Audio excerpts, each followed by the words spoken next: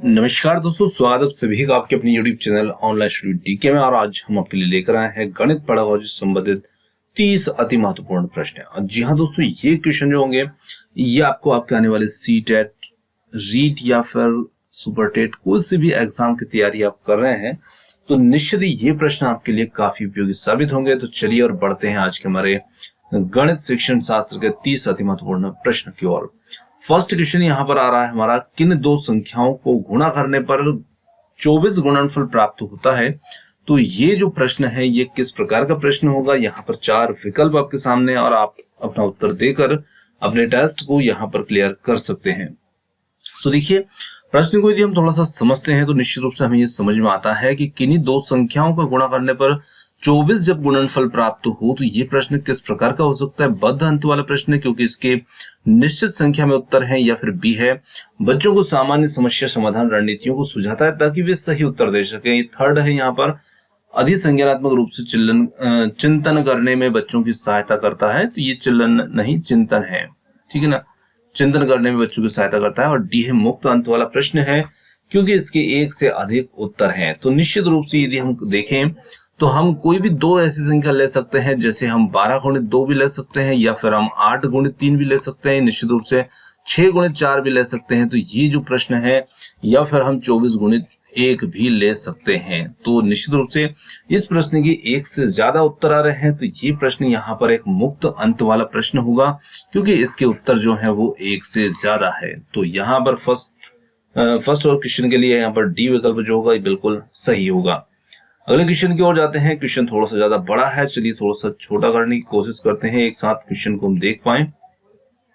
देखिए, यहां पर कक्षा 7 के शिक्षक कक्षा में निम्नलिखित समस्या पर चर्चा करना चाहते हैं। और वे क्या चर्चा करना चाहते हैं कि समस्या पर एक वर्ग को 4 सर्वांग सम आयतों में विभाजित किया जाता है। प्रत्येक आयत का परिमाप 40 इकाई है। दिए गए वर्ग का परिमाप क्या है। इस समस्या का हल करने के लिए आवश्यक मुख्य गणितीय संकल्पना क्या हो सकती है। तो देखिए, समस्या को हल करने के लिए यहाँ पर आवश्यक मुख्य गणितीय संकल्पना क्या होना चाहिए।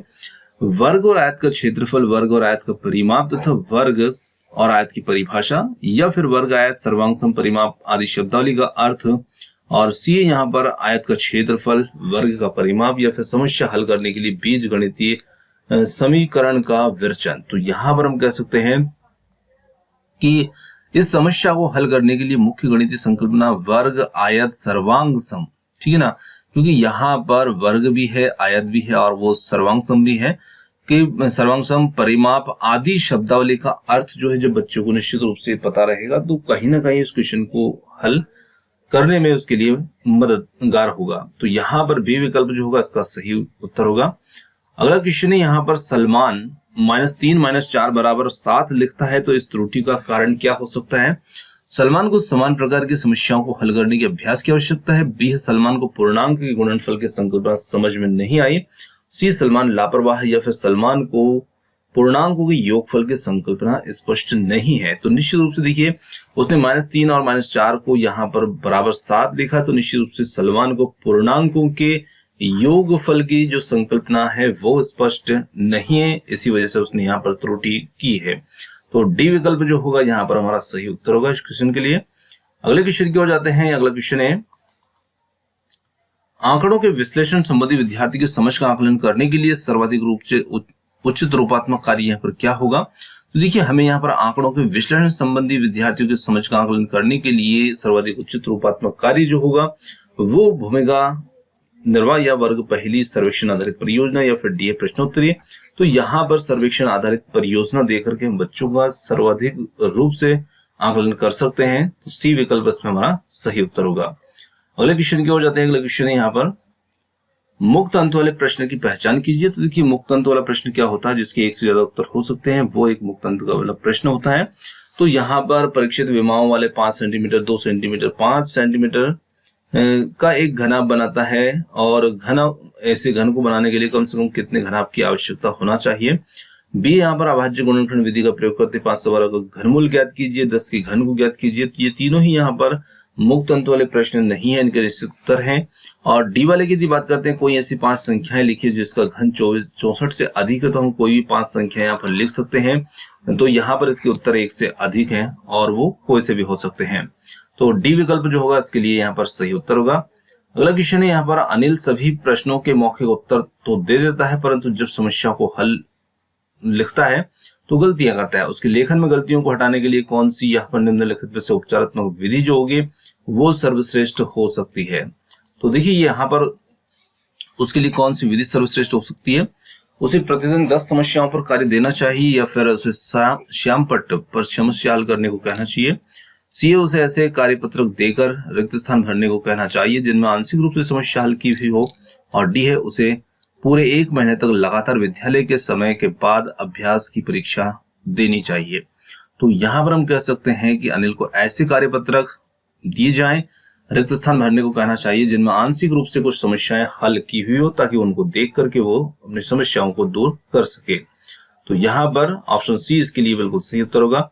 अगला क्वेश्चन है यहाँ पर, एक शिक्षक शिक्षिका ने शिक्षार्थियों को 5 वर्ग देकर उन्हें जोड़कर बनने वाले सभी संभव पंच वर्गाकार आकृतियां संख्या ज्ञात करने को कहा। इसके उपरांत 6 वर्ग देकर के उन्हें जोड़कर बनने वाली 6 वर्गाकार आकृतियों की संख्या ज्ञात करने को कहा। इसी तरह आगे बढ़ने को कहा और इस प्रकार की गतिविधि शिक्षार्थियों की सहायता करती है। तो यहाँ पर सहायता किस प्रकार से करेगी? अवलोकन कौशलों में सुधार करने में, संख्या पैटर्न आकृतियों के बीच संबंधों को पहचान करने में, या फिर स्थानिक योग्यता को सुधार करने, और डी है विश्लेषण योग्यता में सुधार करने। तो यहाँ पर हम कह सकते हैं कि संख्या पैटर्न और आकृतियों के बीच जो संबंध है उनकी पहचान करने में ये गतिविधियां जो है विद्यार्थियों की सहायता करेगी। बी विकल्प जो होगा इसके लिए यहाँ पर बिल्कुल सही होगा। चलिए अगले क्वेश्चन की ओर जाते हैं। अगला क्वेश्चन है, जियोजेब्रा सॉफ्टवेयर की सहायता से शिक्षार्थियों के द्वारा ज्यामिति की सभी अवधारणाओं को सीख सकते हैं। तो यहाँ पर ये खोजपरक उपगम या परिप्रेक्ष्य आधारित उपगम, परियोजना आधारित उपगम, या फिर व्याख्यान आधारित उपगम। तो यहाँ पर देखिए ये जो क्वेश्चन था थोड़ा सा यहाँ पर मिसप्रिंट हुआ है। जियोजेब्रा सॉफ्टवेयर की सहायता से, ठीक है ना, की सहायता से, और शिक्षार्थी, यहां पर था रिक्त स्थान, थोड़ा सा यहाँ पर प्रश्न कुछ अधूरा हुआ है, यहाँ पर रिक्त स्थान था और उस रिक्त स्थान में हमें शब्द का चयन यहाँ पर करना था, ठीक है ना। तो देखिए जियोजेब्रा सॉफ्टवेयर की सहायता से शिक्षार्थी और फिर उसके बाद था रिक्त स्थान, और यहाँ पर हो जाता खोजपरक उपगम के द्वारा ज्यामिति की सभी अवधारणाओं को सीख सकते हैं। तो प्रश्न की त्रुटि के लिए हम क्षमा चाहते हैं, थोड़ा सा यहाँ पर रिक्त स्थान था। तो इसमें पहला विकल्प जो होता है ये इसके लिए बिल्कुल सही होगा, खोजपरक उपगम, इस रिक्त स्थान में हमें चयन करना था। चलिए अगले क्वेश्चन की ओर जाते हैं। अगला क्वेश्चन है, विद्यालय स्तर पर गणित में शिक्षार्थियों की असफलता का एक मुख्य कारण है हमारी आकलन प्रक्रिया। योग्यताओं के गणितीकरण की अपेक्षा प्रक्रमण संबंधी ज्ञान पर के परीक्षण पर अधिक बल देती है, या फिर बी है जेंडर संबंधी पक्षपात करती है और लड़कों के रुचि क्षेत्रों के संदर्भ में प्रासंगिक समस्याएं पूछती है। इसी के साथ में अपनी प्रकृति में अधिक विषयनिष्ठ है और वस्तुनिष्ठ प्रकार के प्रश्न कम होते हैं या बिल्कुल शामिल नहीं होते। और डी है योग्यात्मक आकलन की अपेक्षा रूपात्मक आकलन पर अधिक बल देती है। तो देखिए विद्यालय स्तर पर जो गणित में शिक्षार्थियों की जो असफलता का मुख्य कारण होगा कि हमारी आकलन जो प्रक्रिया है वो योग्यात्मक आकलन की अपेक्षा रूपात्मक आकलन पर अधिक बल देती है। डी विकल्प जो होगा इसके लिए बिल्कुल सही होगा। अगले क्वेश्चन की ओर जाते हैं। विद्यालयों में प्रसिद्ध गणितज्ञ श्रीनिवास रामानुज के जन्म की जयंती पर सीबीएसई ने गणित वीक यानी गणित सप्ताह मनाने की घोषणा की। तो यहाँ पर गणित का अर्थ क्या होगा? संख्यात्मक नवाचार और तकनीक में योग्यता में वृद्धि, या फिर संख्यात्मक नवाचार प्रशिक्षण में अभिवृत्ति में वृद्धि। सी है संख्यात्मक नवाचार प्रशिक्षण योग्यता में वृद्धि, और डी है यहाँ पर संख्यात्मक नवाचार और तकनीक में अभिवृत्ति में वृद्धि। तो यहाँ पर जो इसके लिए सही उत्तर होगा वो होगा संख्यात्मक नवाचार और प्रशिक्षण में अभिवृत्ति में वृद्धि। बी विकल्प जो होगा इसके लिए यहाँ पर सही होगा।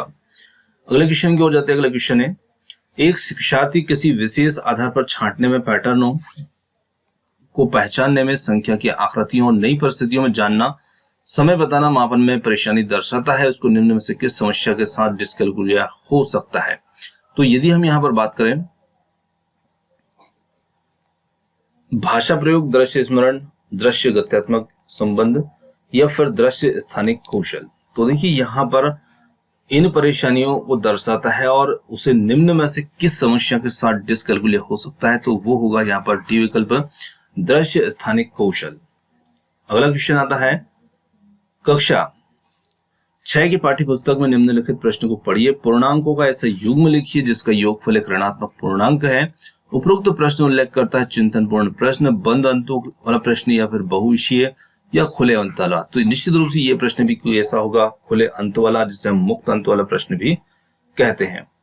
अगले क्वेश्चन की ओर जाते हैं। उच्च प्राथमिक स्तर पर गणित सीखने का तात्पर्य क्या होता है? गणितीय अवधारणाओं की समझ में वृद्धि और उनके प्रयोग से समस्याओं को तर्कसंगत रूप में हल करना। बी है केवल समस्याओं को हल करने की तकनीकों को सीखना, बहुत सारे नए सूत्रों और परिकल्पनाओं को सीखना। या फिर डी है विभिन्न प्रकार की गणितीय समस्याओं के हल और विधियों को स्मरण करना। तो यहाँ पर हम कहेंगे कि गणितीय अवधारणाओं की समझ में वृद्धि और उनके अनुप्रयोग से समस्याओं को तर्कसंगत रूप से हल करना, ये उच्च प्राथमिक स्तर पर गणित सीखने का तात्पर्य होगा। फर्स्ट विकल्प इसके लिए उत्तर होगा। अगला क्वेश्चन आता है आपकी समझ से एक अध्यापक के लिए कौन सा कौशल आदि आवश्यक होता है? तो यदि हम यहाँ पर देखें, बच्चों में ज्ञान की खोज के लिए प्रोत्साहित करना, बच्चों के लिए सभी सूचना रखना। सी है बच्चों में विषम वस्तु का स्मरण कराने की योग्यता। डी बच्चों को परीक्षा में अच्छे प्रदर्शन के योग्य बनाना। तो यहाँ पर हम कहेंगे कि अध्यापक के लिए कौन सा कौशल आदि महत्वपूर्ण होगा? बच्चों को ज्ञान की खोज के लिए प्रोत्साहित करना। फर्स्ट विकल्प इसके लिए सही उत्तर होगा।